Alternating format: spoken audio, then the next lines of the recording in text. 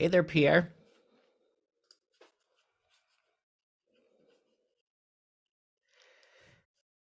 And hello to everyone who's watching on Facebook and YouTube. We are going to start around 10 a.m. Central. So this is going to be a live workshop where we're going to be doing some lyric writing and all that fun stuff. So it should be a good time. So Hi, hopefully you can stick around. hi, Chad. Happy New Year. Can you hear me? Yeah, I can hear you I, perfect. How are you? I'm good, but unable to start video. You can't start your video because the host has stopped it. Oh, really? Yep. So, Oh, hold on. yeah. Try now. Okay. There we are. Oh, boy. Okay. There we go. I got a different setup there by my back. Oh, yeah, that's too dark. Okay. Maybe I'll have to. Yeah. Trying something new this morning too. We're live on YouTube. You're rocking. Yeah, rocking in 2023. And I got that course. I started that. I did the first week, and I like the way it's time stamped to wait. Like I didn't have time last night to go to the next week. So that Yeah, it's kind of controlled. I like that. That's good. This way it kind of keeps you accountable. But just wait. I don't like this, my background. I've got the sunshine in behind, which is nice. But anyway, that's okay.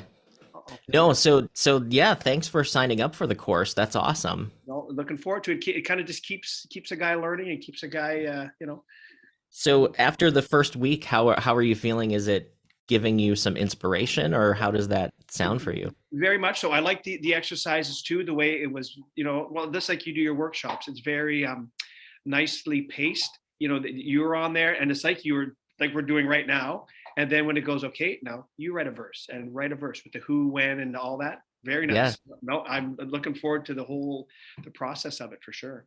Yeah. Yeah, I wanted to time out the course so you didn't do it all at one time, so you actually have to think about it a little bit and It's just like binge watching. It's nice to savor and learn. So that's good. No, I when I saw that come up, I said, nice. So thank you. Yeah, no, looking forward to awesome. Richard, where have you been all my life? Good to see you, Chad. Man, that past, the post-pandemic back to reality wave has been just like the craziest fun, wild ride of Yeah. getting busy again and remembering how to be busy. Yeah, it's been a hot minute. Just the scheduling has been kind of tough, but this last summer I was able to do some gigs, get back to playing a little bit of live music, which was kind of cool. Still got my treasure trove of unfinished songs. Don't we all? Don't we all? Yes. So I'm glad I was able to get. I'm gonna end up having to bop off a little bit earlier. I gotta go to work, but I thought I'm gonna make it. I gotta make it to one. And of course, you know Cool. me. I like a lyric and a Pat Pattison nugget. So Yeah. Well, we're trying something new today. I'm actually trying out this whole like streaming onto YouTube thing. So we're live on YouTube right now. oh, So cool, see how that goes. Um, cool, super cool. yeah. But what about the drums in the back? Yeah, those I just took them down the other day because I had to. I teach yoga and Tai Chi and stuff over Zoom. Awesome. And they were in my little yoga studio in my living room, so they had to come down. But yeah, those are the ones I was hauling around with me. My buddy, he does a lot of gigs at like the Cedar and like works with them. They did like the Cedar Block Party over the Awesome. summer out on like the plaza with Orchestra Hall there, and so we played that, and then a little gig in the Cedar, which was really cool. I guess they had renovated in there, so like the sound was a little bit better than it had been Oh before. wow. But I certainly had never played there before. It was, Yeah. it's I've it been was. I've been Go to a ahead. few shows there, but obviously it's been years now with the pandemic and stuff, but that's cool if they updated it. Yeah, it did. It sounded really good, and they were all really nice people. Like working with them was great. The sound engineer guy was like super. I've had my share of grouchy ones, and he was like really cool. So that was a nice change of pace to some of Awesome. the gigs I had played in the past. But yeah, so Sweet. those drums, they're just sitting here to remind me that I should be not forgetting about music. There you go. Awesome. Well, welcome back. Yeah, Malin, great what's to be here. happening? Not a lot, man. How are you doing? I'm good. Did some of that advice in the community, did that make sense for you, what I Yeah, was kind of saying? yeah, and that's why I sent that reply to that, just to make sure I was in the right mindset on what you were saying. So yeah, that made sense, and working on it. We'll see how it turns out. What happens with it? But Sweet. Ron, welcome back. Happy New Year. And Happy New Year to you. Life going good so far? So far, I mean, we've kind of been like snowed in here in Minneapolis for the last couple weeks, so can't go too far from home, that's for sure. I don't envy you. We got like a half an inch yesterday. Oh. Poor me, right? We got like the other day we got like 18 inches, so Yeah, maybe you should consider moving.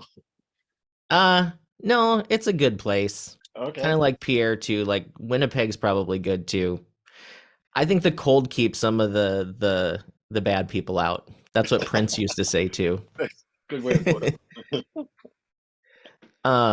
Colleen, welcome. Hi, thank you. Yeah. Susan's here, Christine's here, Jennifer, hello. Neil is here as well. Jennifer said they had ice or rain and ice in the northern Adirondack Mountains washed away all of the 26 inches that they had before Christmas. Yeah, rain will do that to snow, once you get warm enough to rain, and then it's all gone. Yeah. Susan says Minnesota makes us good people.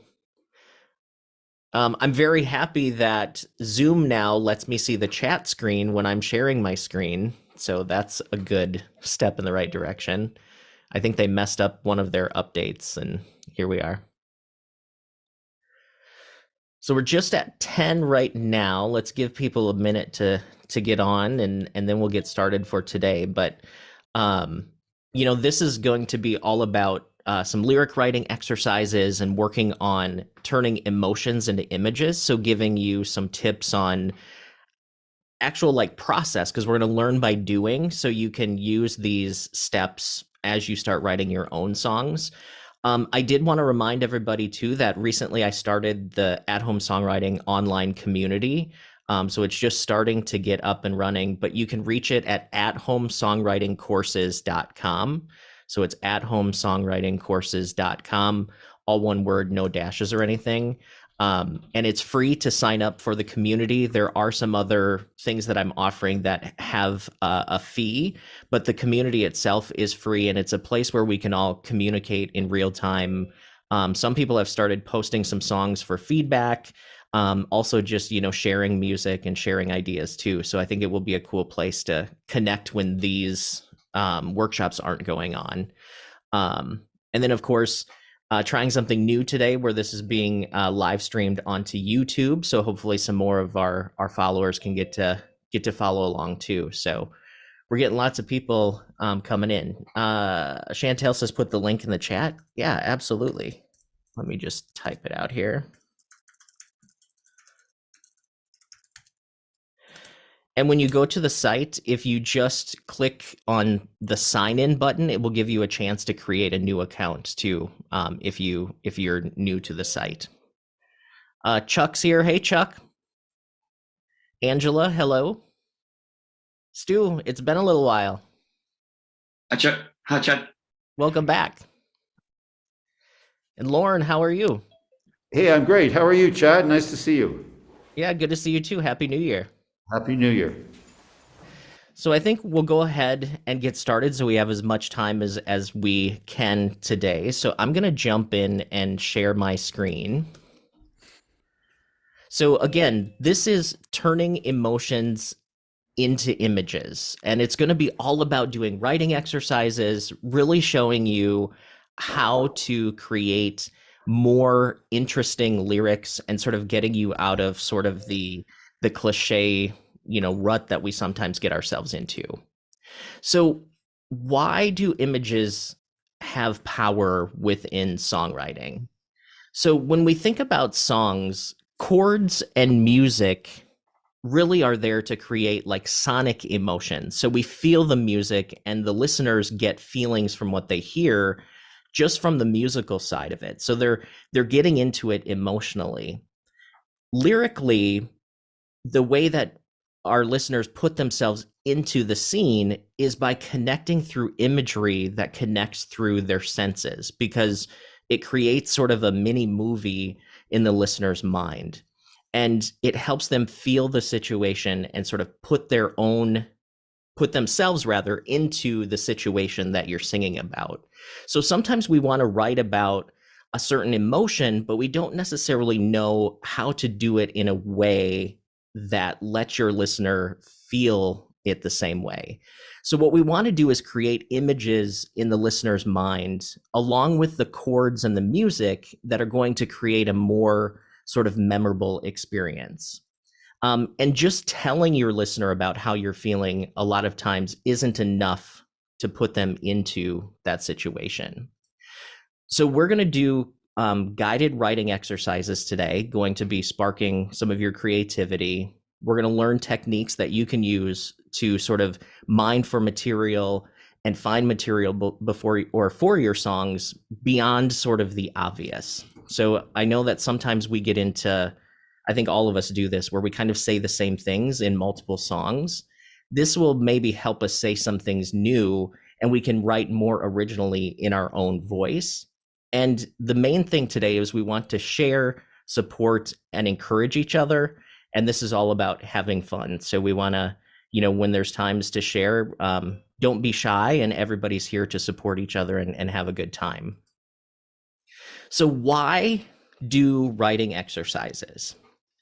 Well, if you think about a sports team, they're not always playing the big game, right? They're doing exercises and running plays and, doing the sort of fundamental things that help get them ready for when it's game day and when it's time to really perform. So writing exercises really are going to do the same thing. It can help train your creative mind and train your brain to make connections that you may not normally make. So writing exercises sort of give you that mental practice to help you think faster and reach into the good stuff, more quickly when you are ready to write a song, either by yourself or with a co-writer as well. Sometimes the writing exercise will actually give you material that you can put in a song right away, but sometimes it's just teaching your mind how to think differently. And some of these things that we're going to do today may seem a little unnatural to you. You may feel like it's more of a struggle. But the key here is the more that you do these things, the easier it becomes. And then you can discover your own unique way of saying more in your songs. So what I wanted to start off with today is doing a little bit of object writing. So object writing, of course, Pat Pattison preaches object writing. And what object writing is, if you're new to this, it's where you write about an object or a person or a place or a thing for about 5 to 10 minutes, and you describe in detail what you're experiencing in your mind about the object from each of the senses. So when we say the senses, we think of sight, sound, taste, touch, smell, and then movement. And movement is about how is your body moving? What are some of the internal things that you're feeling in your body, in the scene, in your mind? And this is all about free flow writing. You're not editing. You're just literally writing anything that pops into your head. If you think it, write it. And this is to really get into that subconscious part of your brain and just let it flow. So we're going to take 5 minutes here this morning. And the first warm up that we're going to do is we're going to describe a word that I'm going to show you and use the 5 minutes to write about it from each of those senses. So the word that we are going to do is library. So we're going to take the next 5 minutes and everyone's going to write from their senses, which are listed on the screen, about a library, and then we'll come back and see what each of you have come up with. So we'll start now.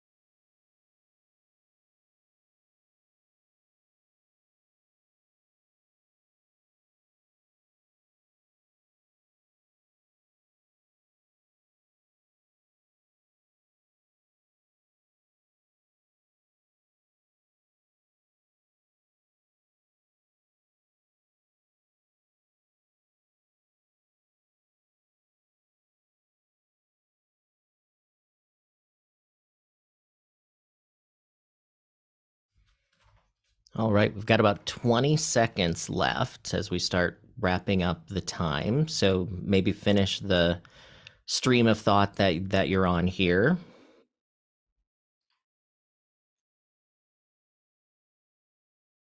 Five seconds. All right, so there is our 5 minutes. So what how did that feel for some of you? Was that natural for you to do kind of the object writing and write from your senses, or how did that feel for you? And do you want to share what you had written as well? So so if you want to put what you wrote in the chat as well, I can read it, or you can also feel free to read it out as well. So how did it go? Pierre. Well, it was a good one because I'm a school teacher, so I'm my classroom is right next door to the library. So I'd like to share. So yeah, the topic it resonated quite nicely. So I'll share. The shelves are filled with all kinds of books. The librarian is in charge. Keep quiet or you'll get dirty looks. You reach up to grab an old encyclopedia. The smell you get as you open that ancient tome is nothing like modern media. You open it up and land on the word apple. That would hit the spot right now as my stomach grumbles in hunger. The library is a special place indeed. Sit back, relax, and read. Awesome. Well, you were throwing some rhyme in there too. You were, yeah. On a roll, thank you. You're overachieving today, Pierre. Chantel, you have your hand raised as well. Well, mine is not going to rhyme, but That's okay. I'm new to this object writing, but here we go.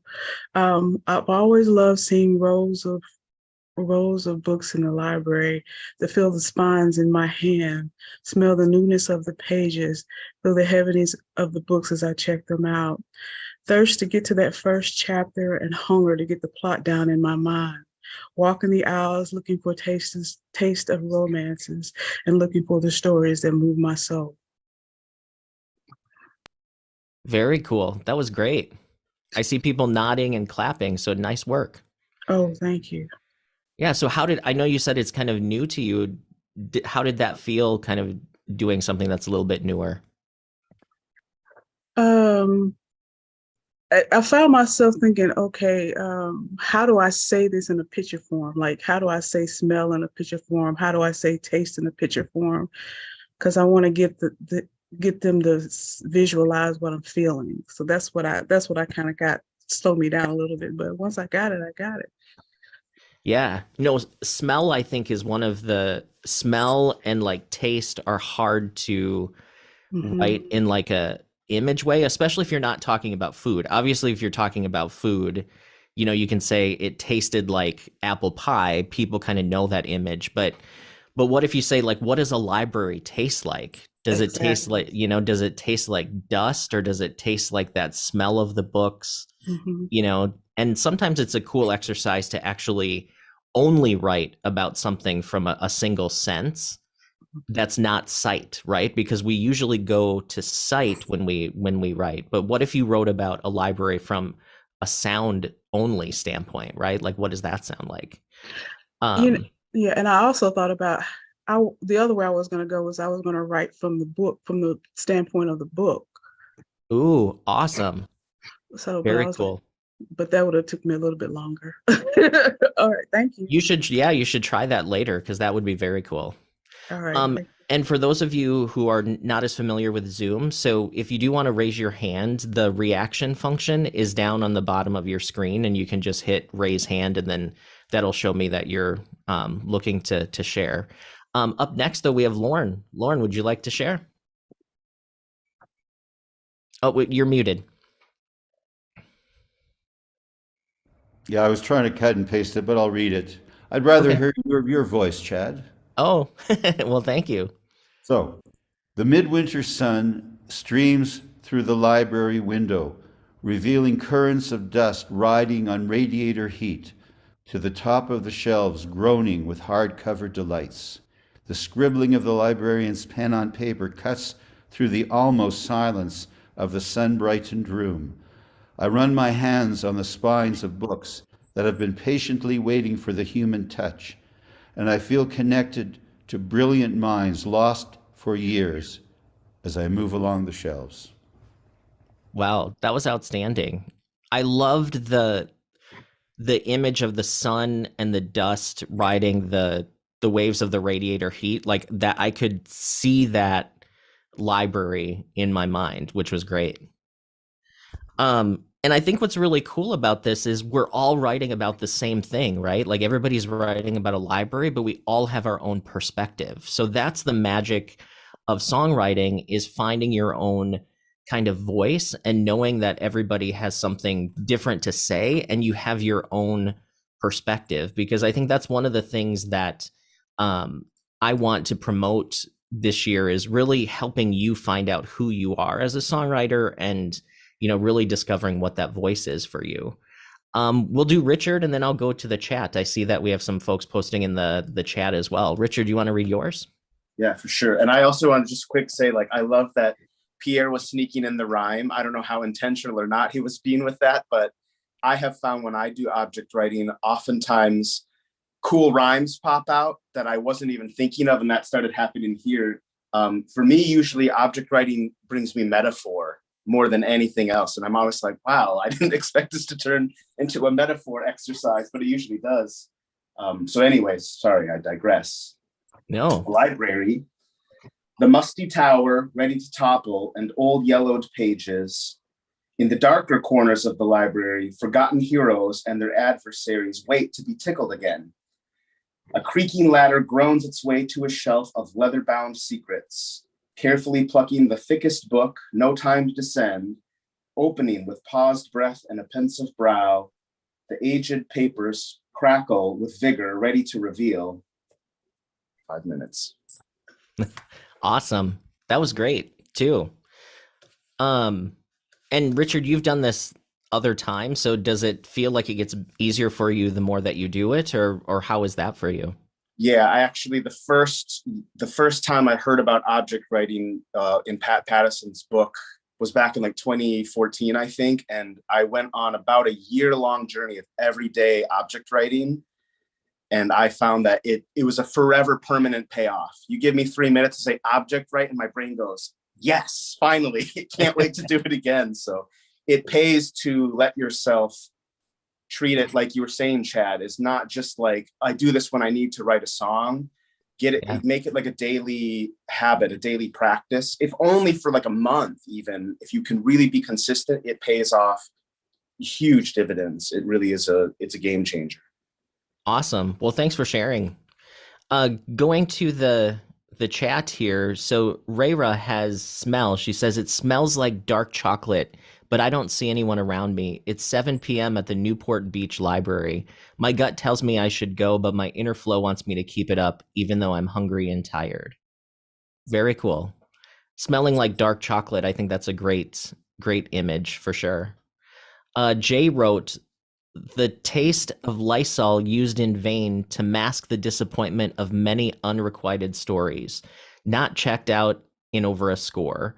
The smell of molded paper as though dampened by the cyclic flooding in the basement of an old abandoned house. Now there's an image.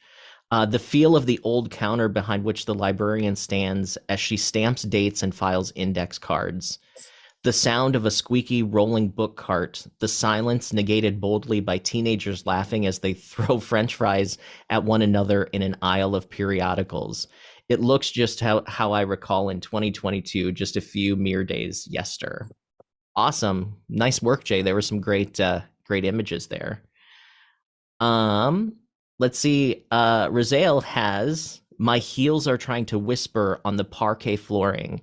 Wise owl eyes watch me as I head for the shelf. Ignore them. I reach up, straining my shoulder, and select the hardback. Its cover feels like sage leaves. Inside, the author shares 1,000 memories.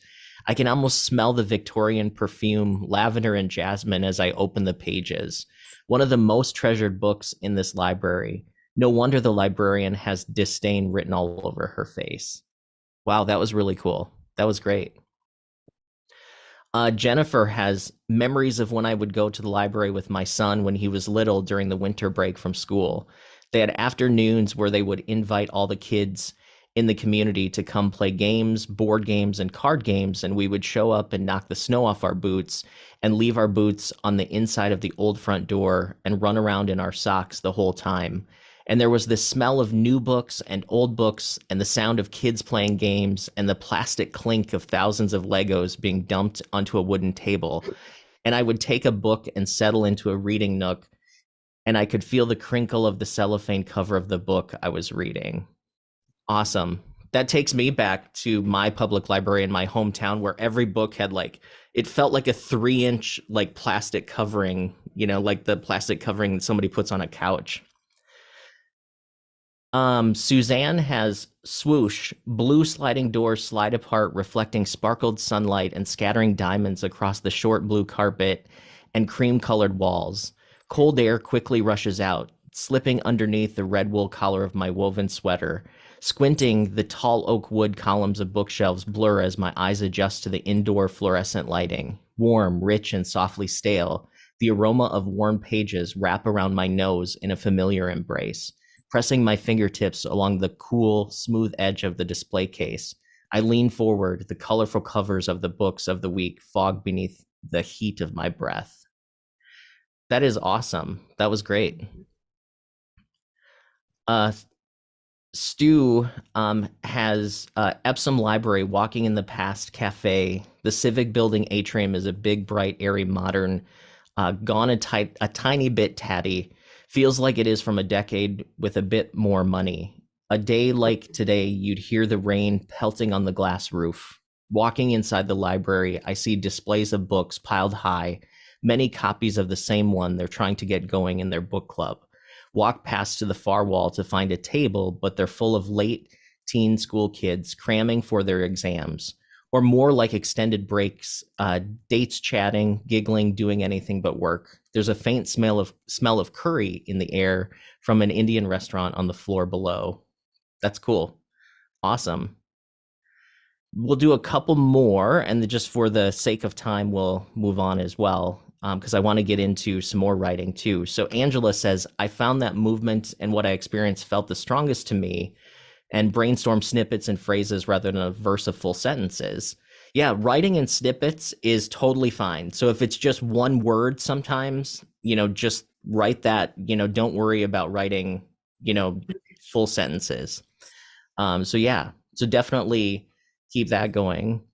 Malin says, I see books full of adventure and education. It's so quiet, it's deafening. Quiet, it's deafening is awesome. That's a good contrast. The air is stale, tastes like dust. As I glide through the stacks like a wisp in heavy air, I run my fingers across the book that feels fragile as leaves in the fall.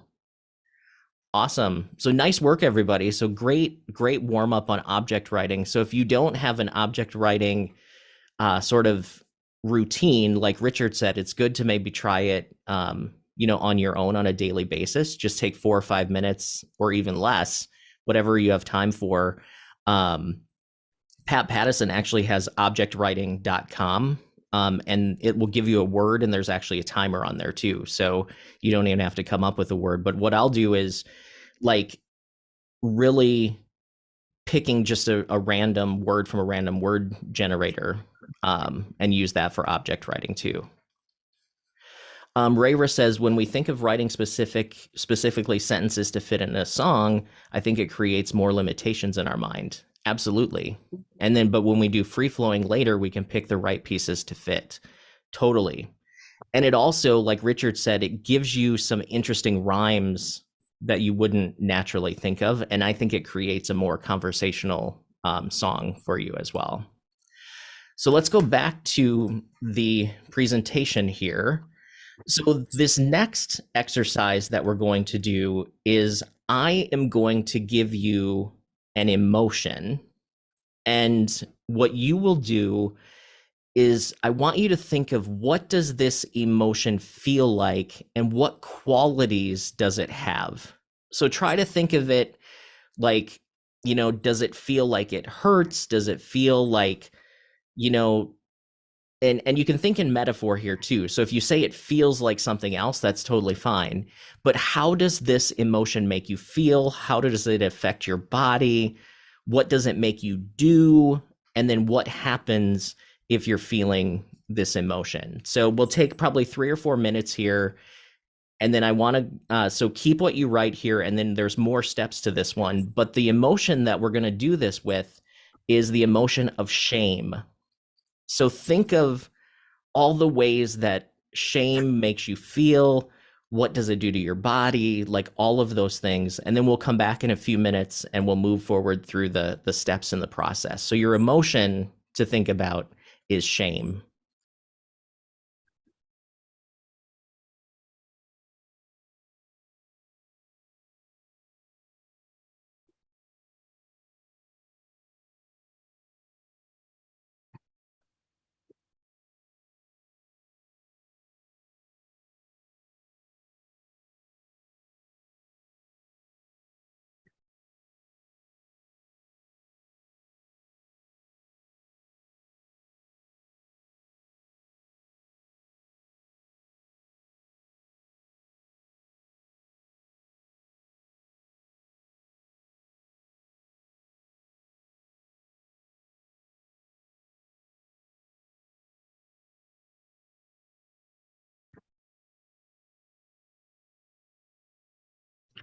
Could you put those questions back up there again, please?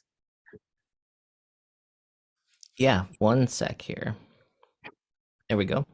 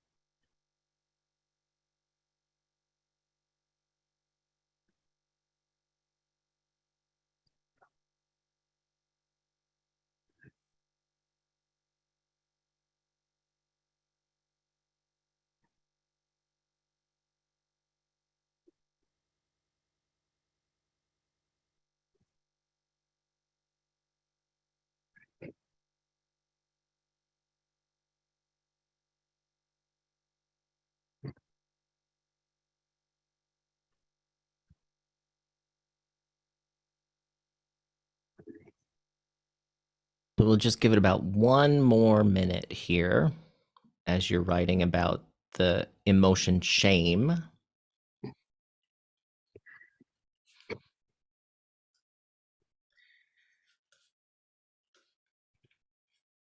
And I pick shame because that's not an emotion that you always think of instantly. So it might push you a little bit. All right, so let's go ahead and start wrapping up and move on to the next part of this.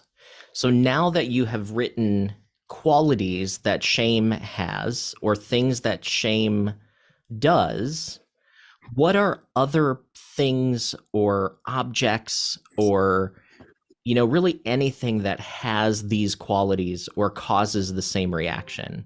So like for instance, if you said shame is cold, what else is cold? It might be like snow or ice. Like write down a few of the other objects that have the same qualities as what you had written. So just take a couple of minutes here to really think of look at what you wrote and what other objects would have similar qualities to that or do the same thing, and then we'll come back.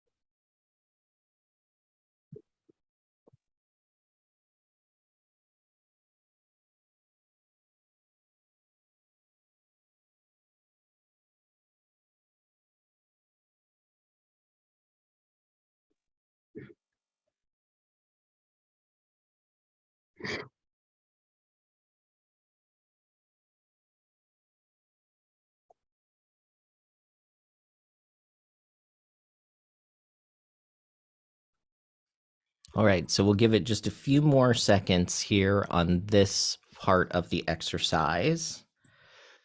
So as you are writing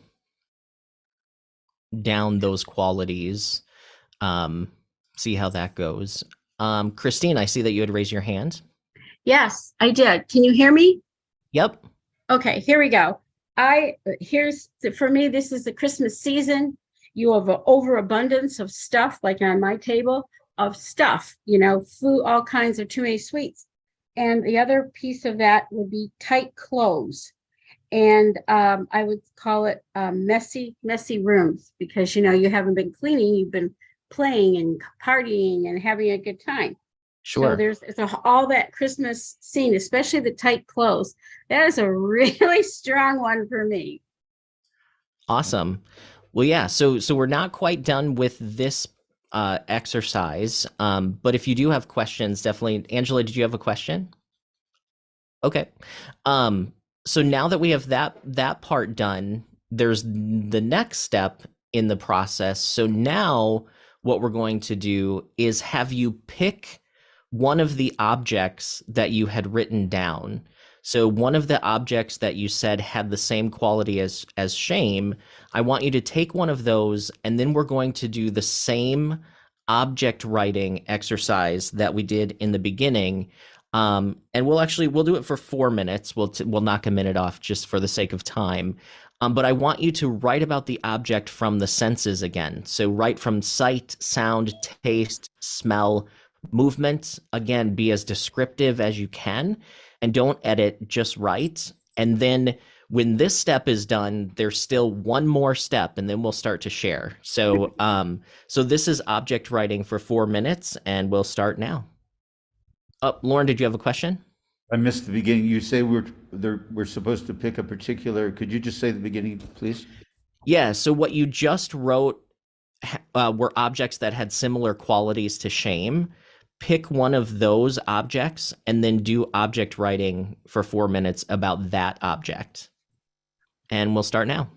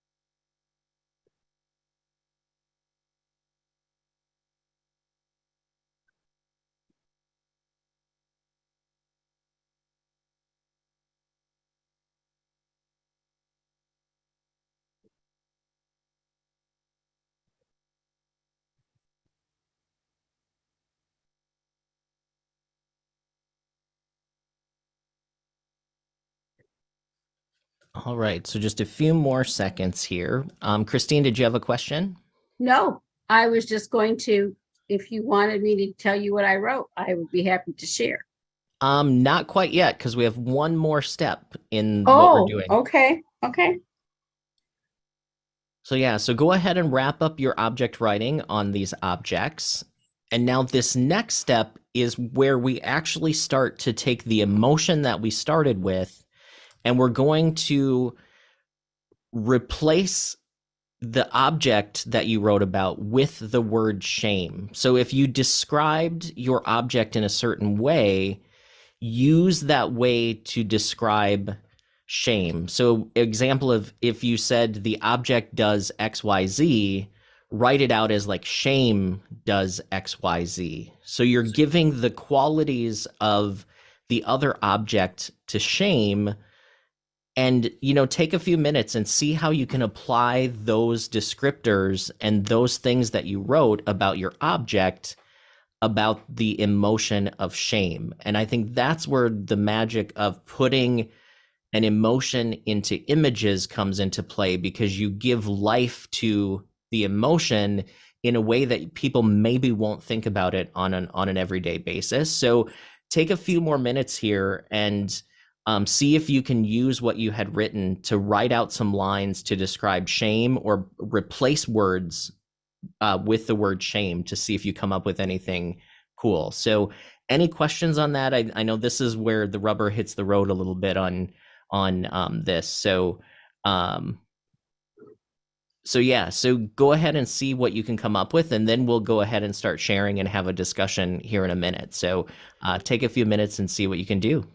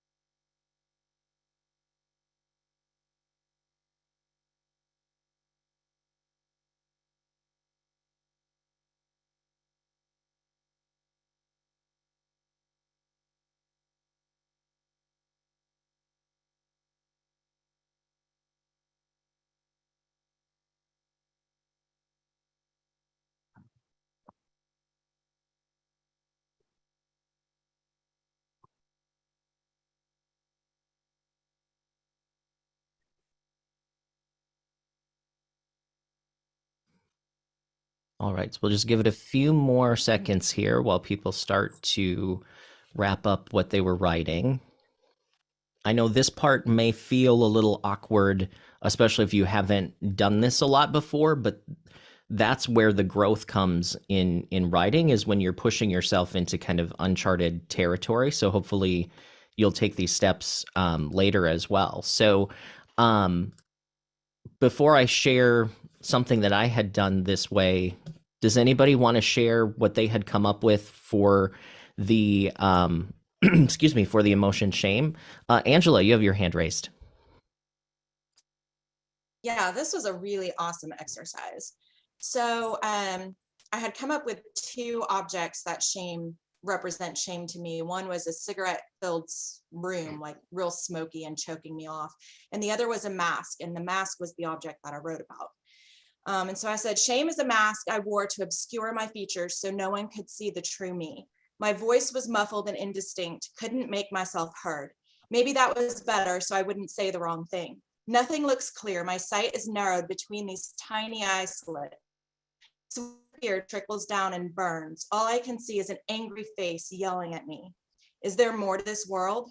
Love unties the shame from around my head. For the first time, I can breathe deeply. I smell air scented with life instead of stale despair. I look up and I see hope smiling at me. Wow, that's great. What I love about what you had written is you didn't just say like, I felt shame, right? Like the second you said shame is a mask and then you went into that description, like, I don't know about everybody else, but for me, it's like I was there with you and like I understood what shame meant. So it's awesome. Yeah, great work on that, because I think that's what we're looking for is how do you take an emotion and turn it into something that's unique like that. So how did you feel about it, Angela? It was a powerful exercise. I felt 8 years old again. Like the little kid who always said the wrong thing. I had a big mouth and I laughed too loud and I spoke too much, and I always got in trouble for talking during class and laughing all the time. And, you know, it's like I'd get a B and the question would be, well, you weren't doing your best. Why did you get that question wrong? And that, you know, I've healed a lot, obviously. You know, I'm 40 now, and, you know, I've come a long way in my own healing journey, but it really took me back to sit down and meditate on, okay, what's a time when I felt shame and what did that look like to me? It made me 8 years old again. So this was very powerful. Awesome. Well, I can definitely hear things in what you had written that could be some really cool lyrics too. So that's great. I'm going to go to the chat here and then we'll come back to you, Chantel. So Stu wrote, man, get me out of this shame. I'm soaked in sweat. I can hardly breathe. This shame is like water. It smells of electricity. Shame is dusty and dirty and way too bright. Give me shade. I need shade. Give me a glass of cool, cold water and a gentle breeze. Stop looking at me. That's cool too. That sounds like you could set that to music about just the way that it's written. That's very cool. Rayra says, shame can make one disappear for very long. Shame makes one appear to be shy. My friend Shane is never in shame, even when he looks insane. Blame the shame of having a bad reputation online for making me feel this way. Cool. Very interesting. Awesome. Chantel.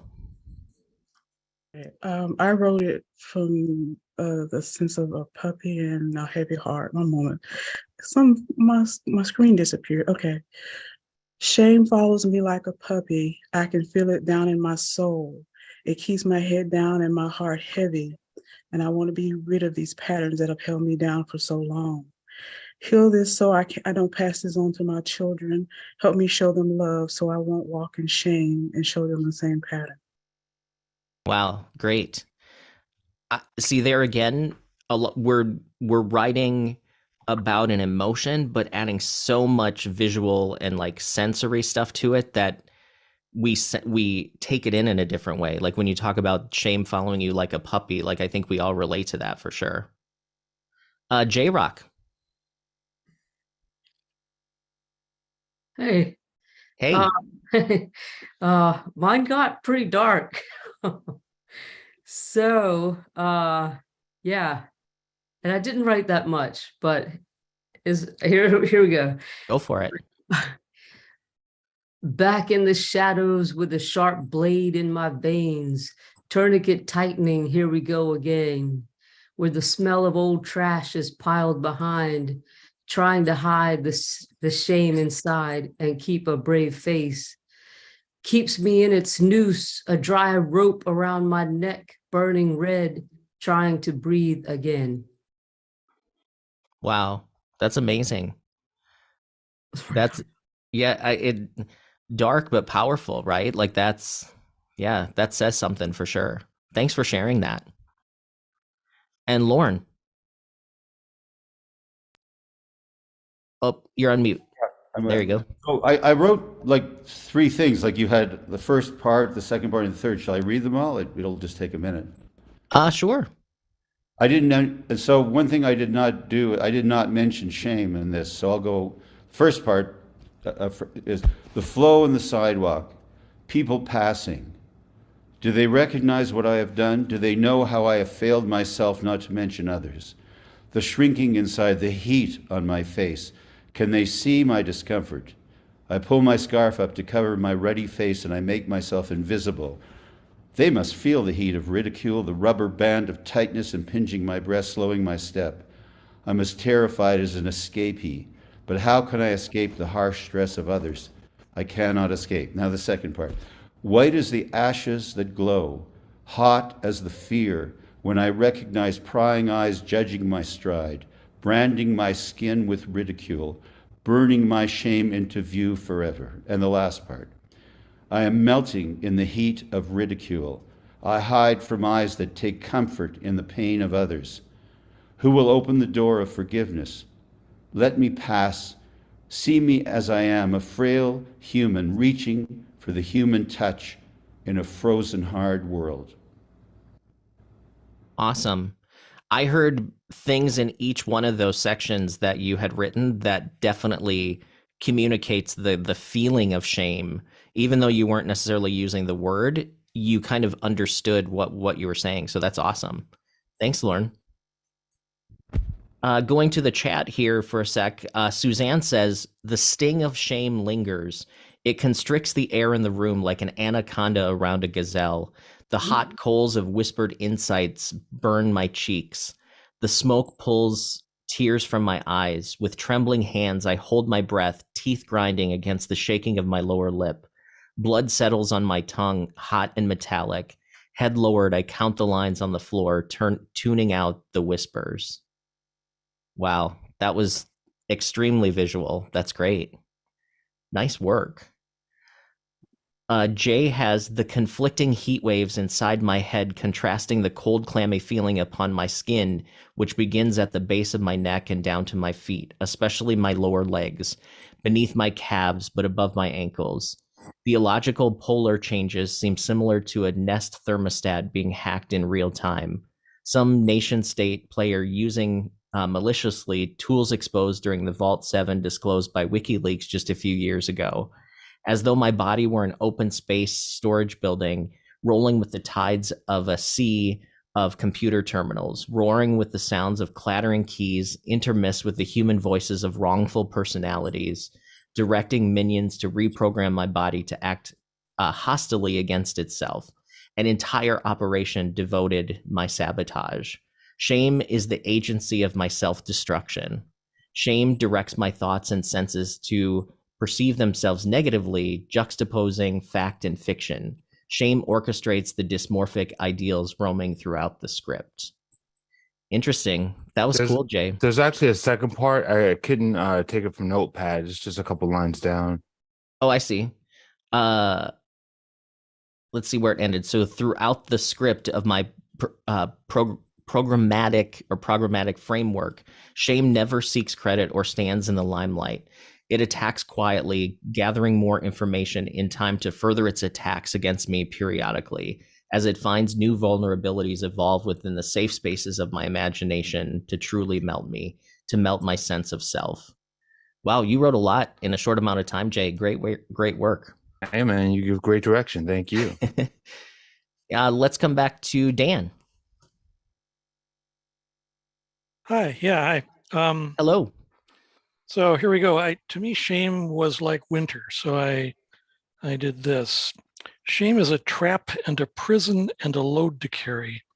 It drags on and slides by and clamps down and refuses to hear you. It takes your joy and fences it in. Shame wrings the blood from your fingertips and fills them with ice. It boxes your ears and dries out your nose. Shame howls down the sidewalk and climbs in your face and trips you into a fall.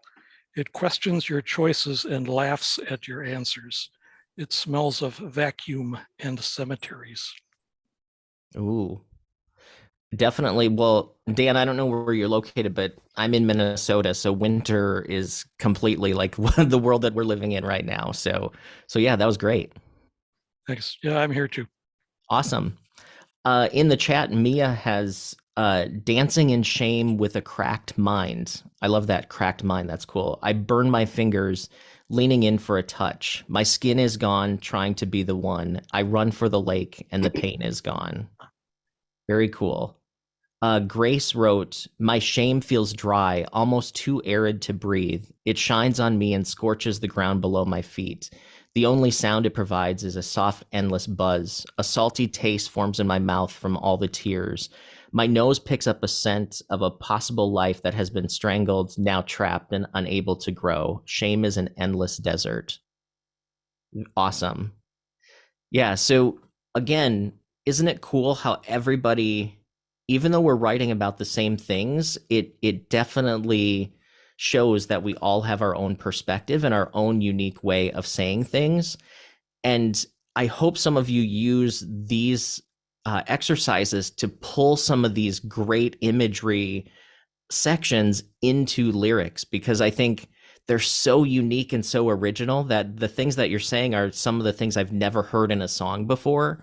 And I think that's something that is very powerful for a songwriter, is to write about something in a unique way. And this is how you start to get to those ideas. So what I wanted to show you all next is I actually used this sort of exercise to write one of my own songs. So I thought this would give you a sense of how does this all fit into song form, and how might you take one of these topics and put it into a song of your own. So this is a song that I had written recently called If I Can Let Go. And it started from a writing exercise like this. So I actually pulled anger as a random emotion, and then I pulled a random noun, and it was a rodent. So my idea started from writing about anger as if it was a rodent. And this is the song that ended up coming out. So this is called If I Can Let Go.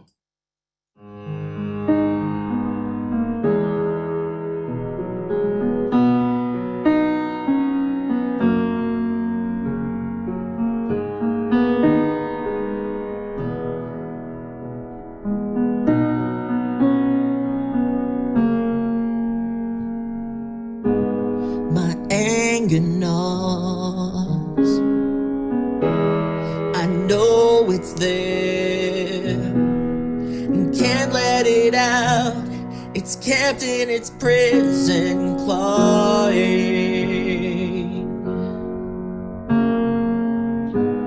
It wants to feed.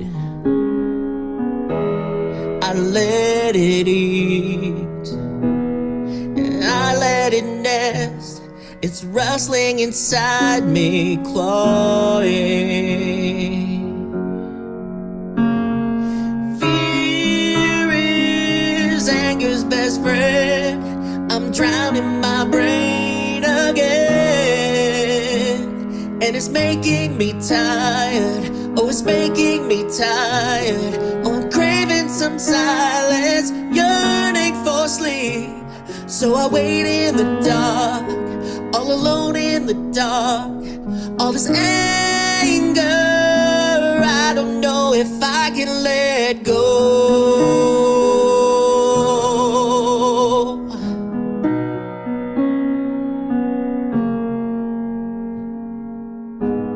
The darkest hour, my crying out. Lonely at nightfall, lost in the twilight, I'm hurting.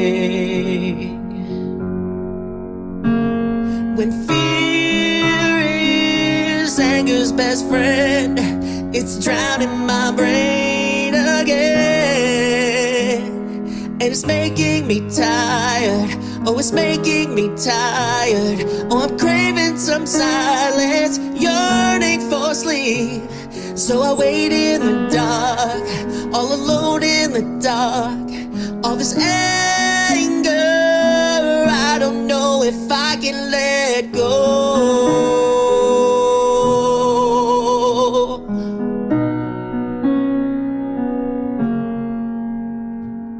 Storms and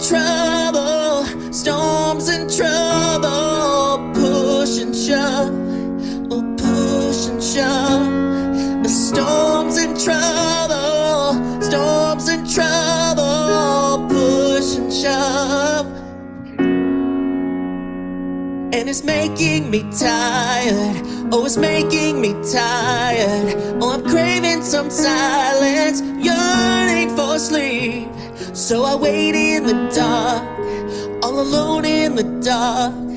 All this anger, I don't know if I can let go.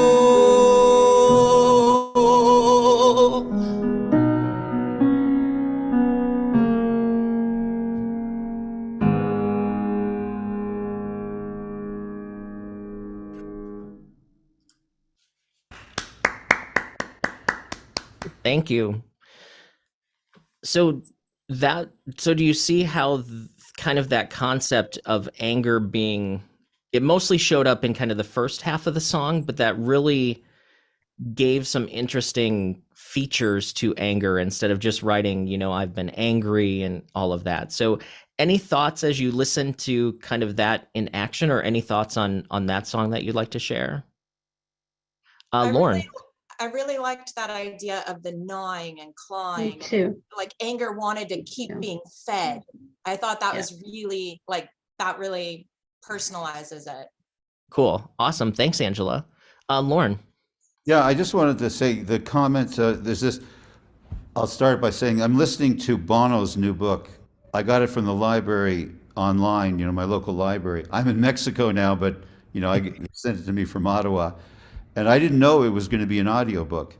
And it's a really good book. I'm about a third way through, and he reads it. But he tells the story when he was in high school, his music teacher, who was also his mentor, and he had a big anger problem. He did some weird things, even when he was with U2 at the beginning. And he said that the guy sat him down, his music teacher, and explained that anger is related to fear. And he didn't realize that, Bono, and that he used that knowledge to write songs. And that's what you're doing. It's just a connection that sort of I was just listening to that part of the book yesterday. And yeah, it's a nice song, and it tells us, not directly, but through imagery, a lot about what's going on in your life or the person's life. So that's what I wanted to say. Bono, who's a great songwriter, uses this kind of psychological self-knowledge to create things. Awesome. Thanks, Lauren. That's really cool. I'll have to check out that book for sure. Jay, you had your hand raised as well. Hey, Chad. I find that you tend to pick songs that really resonate the examples that I experience, and it helps me to understand the best way to go about writing certain techniques or certain standards that you set or others have set. And the thing is, like, they're usually writers who are, you know, renowned, like Taylor Swift or whatever, but they have a track record. And I feel like this song is so resolutely definitive of this exercise. And I wanted to denote that, because it's not very often who I see an example of someone who's not already in the limelight have an example that really hits an exercise that reflects in a way that I can really take information and use it. But it says a lot about the song to me, and I think it's a great piece. Awesome. Well, thank you. Thank you very much. And like I said, it literally was written using the exact same types of processes that we're using. So hopefully, you guys will write some songs that you can do this as well. Thanks, Jay. So let's go ahead. Richard, you had your hand raised. Yeah, just not much to like reflect on the exercise this year, but I just wanted to comment. The pre, especially in that song, like really like grasped my attention. So just wanted to tell you that. Awesome. Thank you. Rayra. Hey, Shed, would you mind sharing a little bit of your songwriting process for this song? And also, would you consider the piece where you wrote "It Is Making Me Tired," that verse specifically like consider a chorus as well? Because I had a feeling that was the chorus, and then this last part was also like a chorus. And I'm curious if that is like okay in songwriting, because I do that a lot too. Like I have two parts that sounds like chorus, but I don't call them chorus, if that makes sense. Yeah. So from the process, what I like to do just to keep myself sort of writing, and like most of the time when I sit down to write, I have no idea what I'm going to write, and I don't necessarily feel inspired. So what I will do is I've got some emotion cards, which I will do some exercises with these coming up, but you just pull a random emotion, and then I've got another set of cards that has nouns on it, and it was actually a rodent or a rat. And I thought, well, how is anger a rat?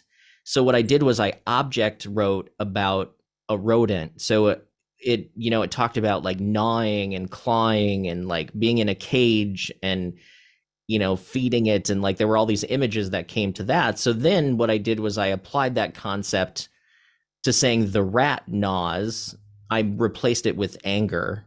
And I sort of wrote down a bunch of lines on my page, and I kind of picked the ones that that sort of gave me that feeling of like what anger feels like, right? Like sort of being trapped, and like you're just kind of like, not only does anger like gnaw at you, but it gnaws to come out. So it was kind of like this idea of like being trapped, and there's anger. So I started writing those lines out, and once I had the lines, I actually went and created the melody. So I did the whole song melody before I even put it into the form. So it started with a melody, and then I listened to that for like days because I thought it was kind of a complex melody. So I listened to it over and over again until I had it in my head enough to write like dummy words to it. So I wrote a bunch of nonsense that fit the melody. And then what I did was I went back and took my lines that I had written and put those into that same structure so it matched rhythmically. So the melody and the words, so I wasn't putting the wrong emphasis on the wrong syllables to try to make it sound more natural. So it was probably a week-long process for this one. Coming up with the ideas, getting sort of the lyrical, I would say like content in sort of a very rough like palette, but then melody is so important in songwriting that I spent a lot of time working on melody as well, and then came back and married the lyrics and the melody together. But from a structure standpoint, this first part is a verse. The second part I would consider like another verse, which kind of sounds like one long verse. And then it gets to this fear is anger's best friend. That part I consider a pre-chorus. So it links the verse to the chorus, which I consider the it's making me tired part to be the chorus. And then it ends with the hook line of if I can let go. And the title for this one actually came from like writing this all out, and then I just wrote the line, I don't know if I can let go, and I was like, okay, that's the title, because it fit with that melodic rhythm and sort of what the melody was doing. So that felt like the hook to me. So hopefully that's helpful. That's amazing. Yeah, thanks for explaining. I love it. Really good job. Awesome. Well, thank you. Any other thoughts before we move on? Perfect. So the next part, what we're going to do is, whoops, did I skip one?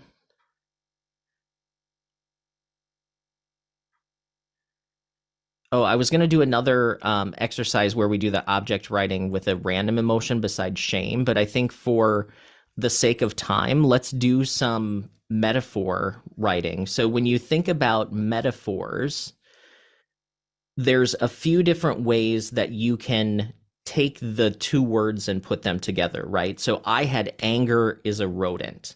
So that's the X is Y.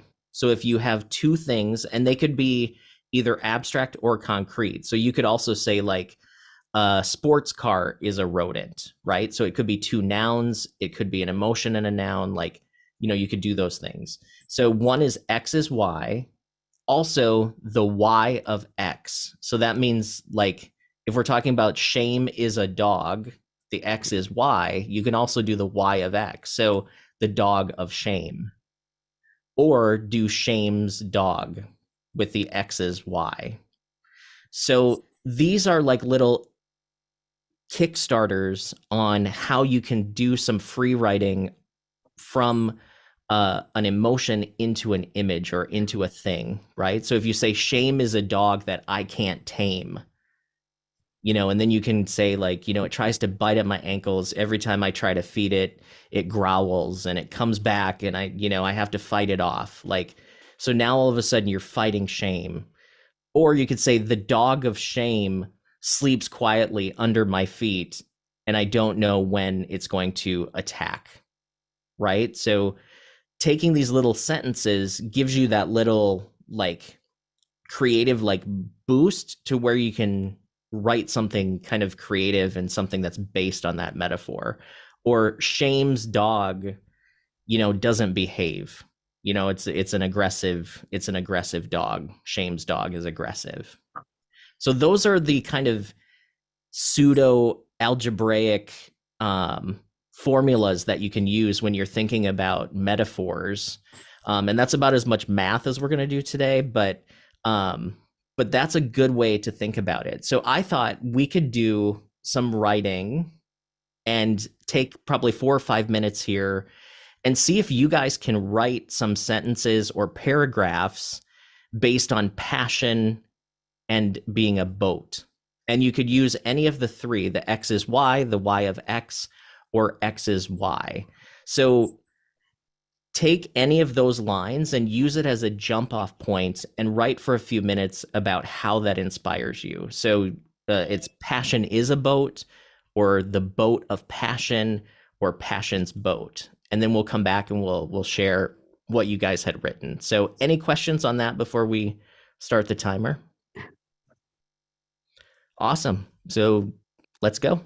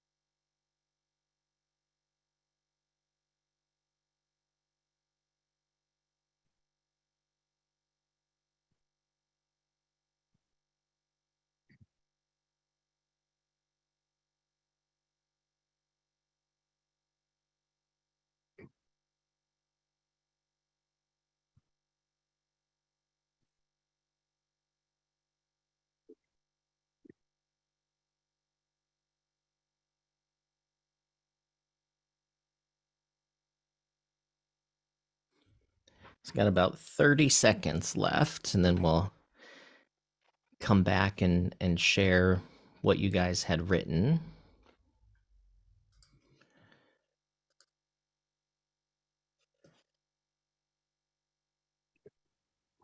So how did that exercise feel, writing from kind of a preset kind of metaphor? Did that feel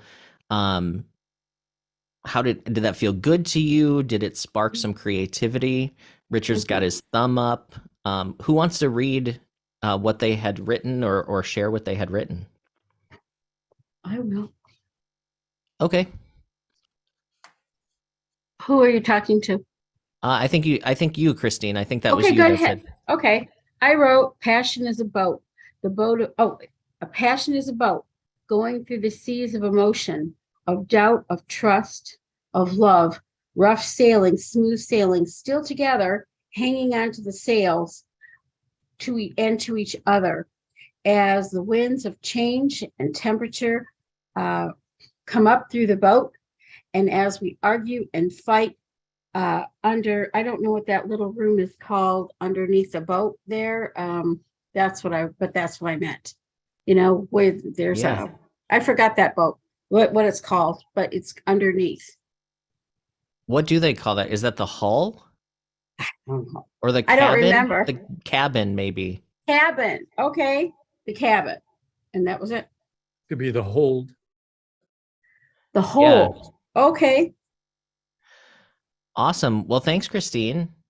I'm looking through the comments in the chat. I'm a little bit behind.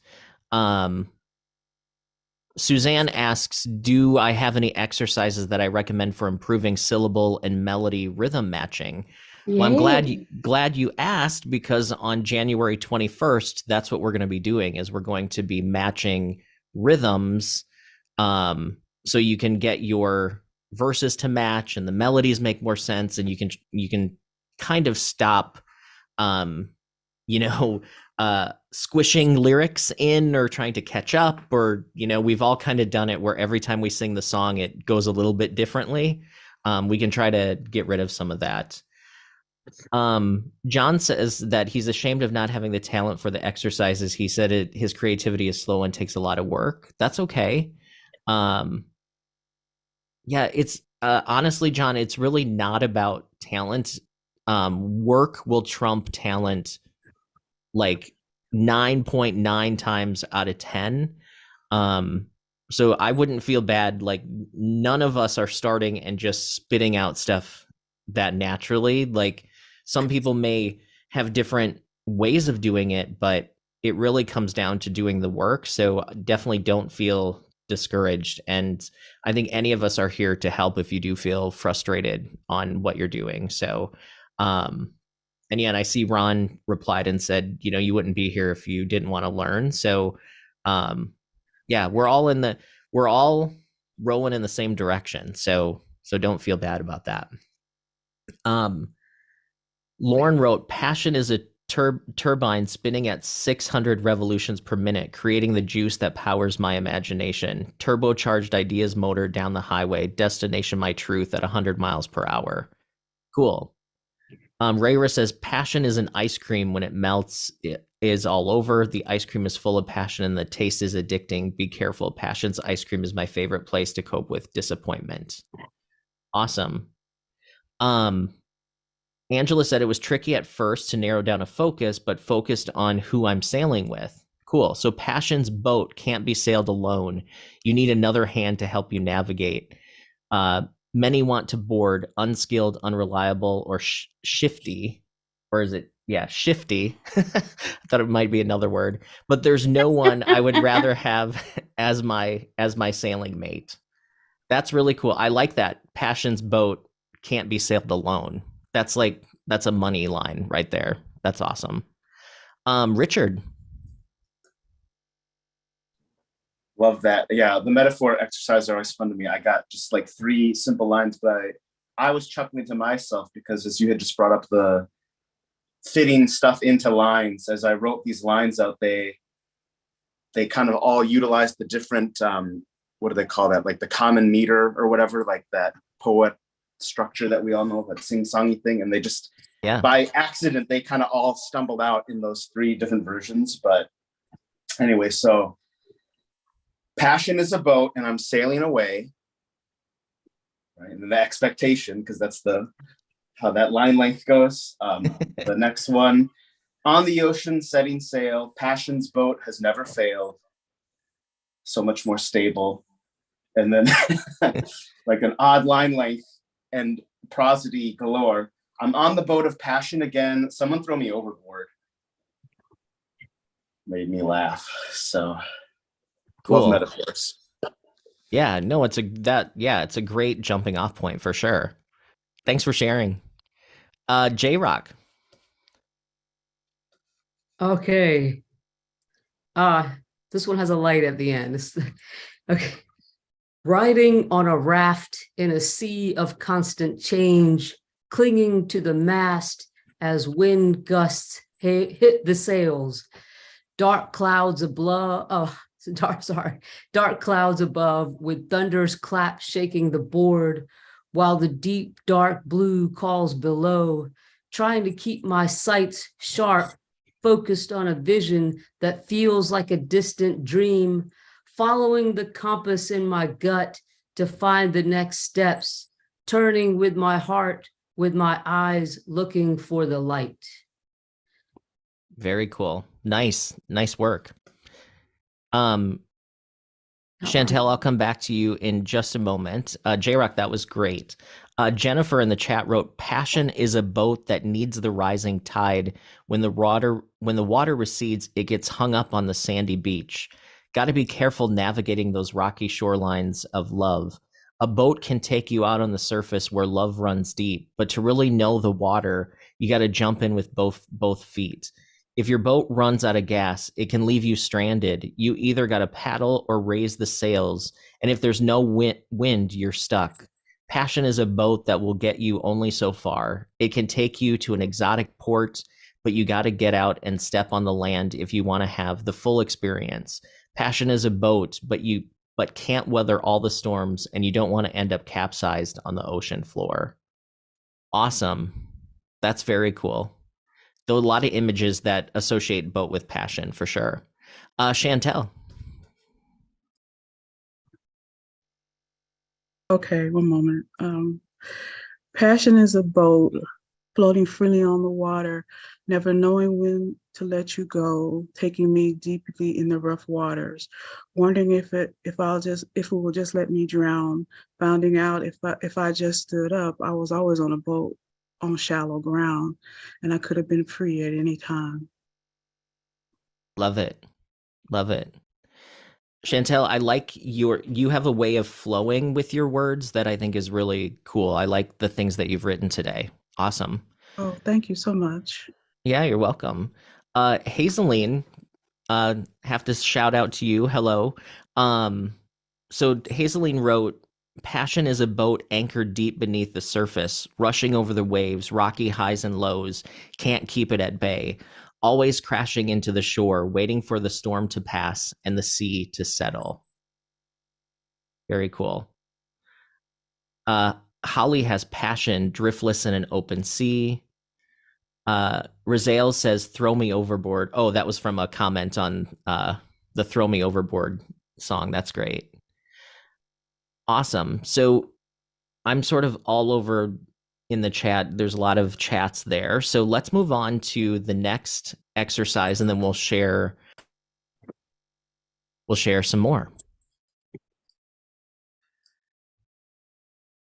So this one, we're going to use the same emotion, but we're going to change the noun, or we're going to change the metaphor. So maybe take like 2 or 3 minutes here and pick one of these and write about passion being a tree, the tree of passion, or passion's tree. And then we'll come and we'll share a few of this one as well. So same emotion, different object. Let's see how this changes how you think about the word. So we'll come back in a couple minutes.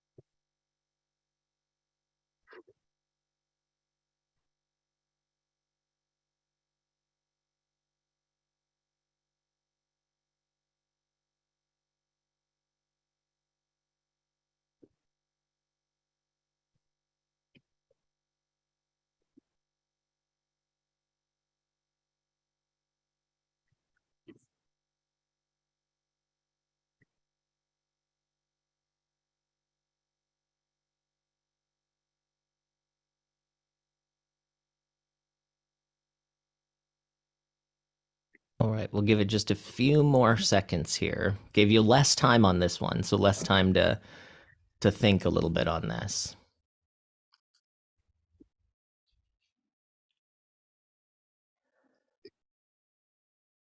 All right, so let's go ahead and wrap up. It looks like in the chat we have some people posting. John posted, let's go back to the boat here. Passion is a boat trying to navigate the waves of you. Awesome. I love that. Waves of you. I try to climb up one side of your emotions, reaching the top, but the powerful anger almost capsizing me. And I coast down the other side of the massive wave, looking into the distance, seeing an even larger one coming. Awesome. That's great, John. That was awesome. Lauren says, surely we can learn from the trees. Surely we can learn from the trees. Absolutely. Oh no, that was a mistake. I wrote more. I'll send it in a sec. Oh, okay. It was still cool, short and sweet. Dale wrote, passion is free, pushing forward like a breeze, like a wandering Joshua tree, swaying, exhales, swooshing to breathe. Passion is surrounding like a moat, a conversation starter to tote, experiencing the highs and lows like the tide, a freely chosen boat ride. Awesome. Jennifer, you said this one was definitely harder for you. What made it harder, do you think? Rayra says, passion is a tree full of magical stories. I'm reading a Romeo and Juliet's book under the tree of passion. Passion's tree is decorated for Christmas. So beautiful. Jay says, passion is a tree rooted within soil, both pure and polluted. It sits and grows from the nourishment of its environment. It bears the season. It bears rains, acid and otherwise. Passion is a tree, and it's always bound at some time to be a product of its environment. Very cool. Angela says, passion is a tree that only passive rooted deep. Passive rooted deep, loves flowers bloom. The fruit is sweet because passion is a tree. Awesome.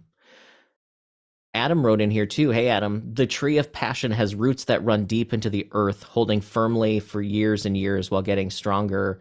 And the further it reaches to the sky, the more it wants to touch, yet it knows there's always room for growth. So it learns and explores what it can in order to reach its full potential. The hard trunk and immovable wealth of energy and history. The branches are the many directions it knows it can go in life. Awesome. We'll come back to the chat. I see Lauren's longer version is up here, but Chantel. Okay, one moment. Passion is a tree I've been afraid to climb so many times, afraid of where it would take me, wondering what the leaves of passion have that so many people rave about and want all the time. One day I'll put my feet on that trunk and start the first of hopefully many journeys that'll take me to the passion that's in that tree. Awesome. I love the afraid to climb concept. I actually think that might be a cool song title, actually. Afraid to climb might be really cool. J-Rock. Hey, okay. A quick one. Drifting in the city winds floats a tiny seed, finding a home to burrow deep within the concrete, waiting for the showers to find its way through the buildings and feed its slow growth while the roots dig deep. That's all I got. Very cool. Awesome. Do you do live poetry at all? You have a way of like speaking that sounds like you might do poetry. I like poetry. I just haven't been reading out loud that much, but cool. Yeah. Well, I think you definitely could. Great work. Lauren says, surely we can learn from the trees to stand our ground for what we believe, to give back to the earth more than we take, to find our peace, to find our place, to hold our ground, to witness history, but not a word they speak of what they see, to grow to be giants from seed, their silence, their dignity. Awesome. Very cool. Jennifer, I think this was a response to my question about why she struggled a little bit. She said she has a certain idea of trees in her head and they don't have anything to do with passion. Trees seem to be nurturing and nourishing, and passion seems to be more fickle and less stable. I think what makes a good metaphor is actually when the things don't make any sense together, because it has a high, like, kind of friction rate. So I think if you could find a way, for a passion to be a tree, it might take some work, but maybe, like, how trees block out the sun, maybe sometimes passion blinds us and we don't see, the light, something like that. So there might be ways to do it as well. Awesome. Adam says he lives downtown New York City. What's a tree? That's awesome. Angela wrote, passion is a tree that only lasts if rooted deep. Okay, that makes more sense. Yeah, that's cool. Hazeline says, the tree of passion, its leaves drenched with rain, fluttering in the wind, roots deep, entangled under the surface. Holly has passion, driftless in an open sea. We jump in and row the boat, holding hands. The sea looks inviting from the shore. He rows evenly, calmly. I gaze at his shoulders, taken care of for life. Waters get rougher. His face flattens as the waves rise. Opposites, do they attract? My face fails. My heart falls further.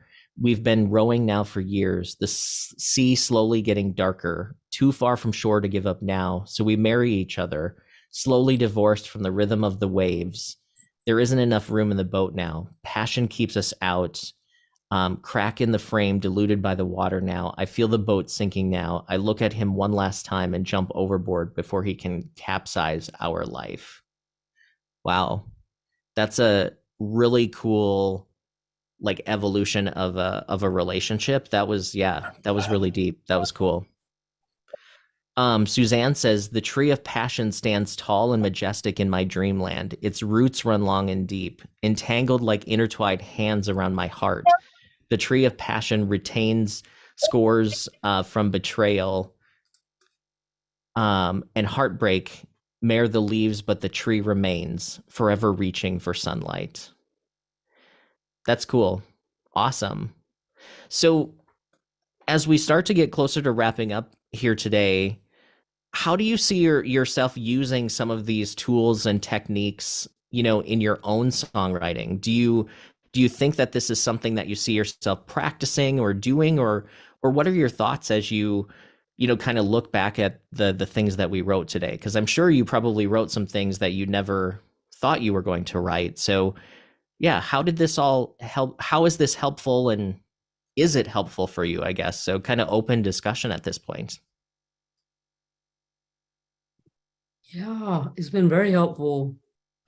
Just to get the mind, thinking and working in different ways, especially, the object part, which I'm not as familiar with, but has been a good exercise. Awesome. Great. In the chat, Jennifer says she already went and found a random emotion generator and made a list of 20 emotions she wants to try with the technique. Awesome. Richard posted more on passion there. Anybody else want to share kind of what their thoughts are going forward in their own writing with some of these processes? Rosale says it's amazing, as you know, from our one-to-one yesterday. Yes, so Rosale and I had a one-to-one coaching session yesterday, which I'll talk about in a minute. She said she's already trying to do this, and it's been very helpful. Awesome. Christine says helpful but need melodies. Stu says, just wondering at what stage to incorporate it. He says guests could use it to make a start or as a way to add color or do bridges. So Stu, I think you can use it at almost any stage of the game, right? Like sometimes I'll even use it just to find a title. I'll write a bunch of stuff and then I'll go back and I'll look, are there any lines that make a good hook line or a good title line? And then I'll make a complete song out of that. And I may scrap everything else that I wrote, but I use that title to kind of build something else. There's other times where I'll use it to write a verse. or it might be like a chorus. Like if I get to a point where I'm like, well, I've got the verse, but what are the characters feeling, or what's the emotional part of the chorus?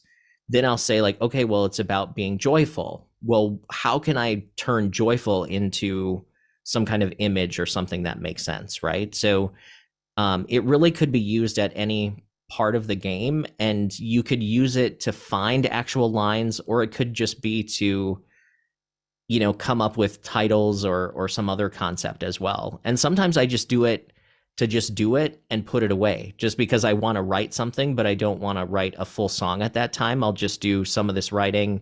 Then I feel like I've actually accomplished something. And then, you know, it kind of gets that creative thing going for sure. And I know, Pierre, you talked about doing different daily writings in a different way, but it's kind of the same concept where you do it and then it's done, you know. So, but great question, Stu, for sure. Dale says, I will definitely be practicing this more. First time exploring the exercises, but helpful getting better at showing the listener rather than telling. Absolutely. And building imagery. Perfect. Aya says, this was a truly enlightening, open perspective of writing. Never thought of it. Thanks for coming, Aya. Great to have you here. Oh, it just moved. Rayra says, we can also try replacing the emotion with a person's name. Ooh, that's interesting. That's cool. Yeah, get creative. You know, maybe it's not an emotion that you're writing a metaphor about. Maybe you are writing about a specific person or something, and you can use that as a metaphor. Jay says it feels like it will help him take on a more leadership role when crafting lyrics when he's collaborating. Awesome. Gray says loves the exercises to add structure to free writing. Looking forward to incorporating these regularly to help find new language. Yeah, Jennifer says, I can see where this would be a great way for me to write songs about the different tarot cards. Yes, I actually have tarot cards that I use for songwriting as well, because they are full of like emotions and stories and things. So even if you don't read tarot, you can still pull a card and then look up what it means online. And it can help sort of create some stories in your songwriting as well. So yeah.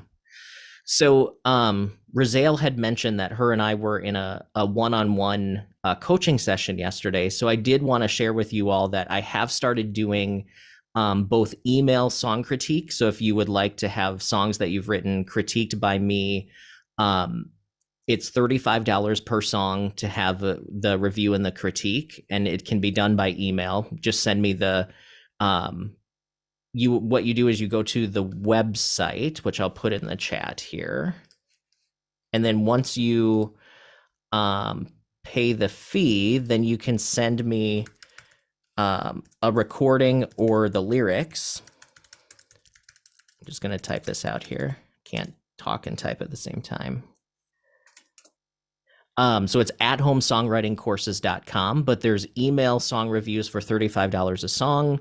I also just released a new 5-week online lyric writing course that's all about using questions to write songs. That is also on the website. It's usually $75 for the 5 weeks, but if you use the code 20OFF, and I just put that in the chat as well, it'll knock $20 off of the course. And I know that some of you have already signed up for it, and it's been going good so far. So that's great. So that's kind of a new thing. And then also one-on-one coaching sessions. Those are $60 per hour. And same thing, if you go to the website and sign up, then we can schedule a Zoom where we can work one-on-one on your songwriting and things like that. It's been great. I know Rizal, we did one yesterday. Dale and I did one earlier as well. So it's been really good. Adam, you have your hand raised. Yeah, thanks, Chad. I just want to say how grateful I am for you in these workshops. I'm a firm believer in doing what you're afraid of and doing what you resist. And I have all of Pat's books. I did object writing for a long time, but I resist it, generally speaking. So I think it's pretty funny that you get me to do it more than Pat does. And I know I'm probably one of the people that when you asked for feedback on these workshops, I said more exercises, because I will never do exercise on my own. I'll write a song every day, but I'll never do exercises. And I got a lot out of this. So I really appreciate it. It got me back. I'm so steeped in conversational country that I've all but abandoned like the metaphorical Joni Mitchell that I grew up with and yada, yada, yada. So Yeah. I appreciate it. Thanks so much. Awesome. Cheers. Yeah. Well, thank you for joining. And you know, Dale in the chat says the one-on-one was fantastic. He said he can't say enough good things. Awesome. Thank you, Dale. But yeah, definitely going to keep doing a lot of free content, but really just kind of starting to monetize and give some more personalized work for you guys too. So if you're interested, you know, definitely reach out if you have any questions or go to the site too. But I appreciate you all for, you know, hanging out on these Saturday mornings. Next week, we're actually doing the song review meeting. We have 9 songs already in the queue. So not taking on any more songs right now, but definitely, even if you don't have songs that are being played next week, stop by so you can give some critiques and then also listen to the feedback that we talk about, because that can be a way to learn. As you listen to other people's songs, you can hear how your feedback, you know, relates. Chantel, you had your hand raised. Do you have the songs listed so we can read them and give feedback if we want to? I will have them on the screen next week. I'll have them ready to go in that form, but not quite yet. I thought maybe we were going to put them like in a community, in a, you know, like on a forum, you know, like where we could comment on them. That's what I was wondering. Yeah, so that's the other thing that I forgot to tell you guys too. So on the site that I listed, also that's totally free, is the community section on the site where you can go in and message each other and post music and get peer-to-peer feedback. So kind of what Chantel is talking about. You know, you can go in and people can comment on songs that you're posting as well. So it's all at homesongwritingcourses.com. And to join the community, you'll see a link there, and just click on the sign up or sign in link at the top of the page, and then that will get you signed up, and then you'll have access to that. But next week, Chantel, what I'll do is I'll have the lyrics on the screen, and then we'll listen to the songs as well, and then we'll have live feedback too. Okay, when did you send out the email about live song reviews? Because I never got it. I posted it maybe a little over a week ago on the page, and then I also posted it in the community that I was talking about as well. Oh, okay, thank you. Yeah, and we'll do more of those. So if you didn't get songs in this time, we'll definitely give more opportunities. But I did want to limit it to a certain number of songs, so we, you know, are concise on time, and people are able to join. So that'll be next week. And then the following week, we'll be doing, on January 21st at 10 Central, we'll be doing the rhythm matching exercises. So you'll want to come and check that out as well. So thank you all for joining. I appreciate it. And hopefully you guys have a good rest of the weekend. Hey, thanks, Chad. Yeah. Thank you. Yeah, see you all soon. Thank you. Thanks, Chad.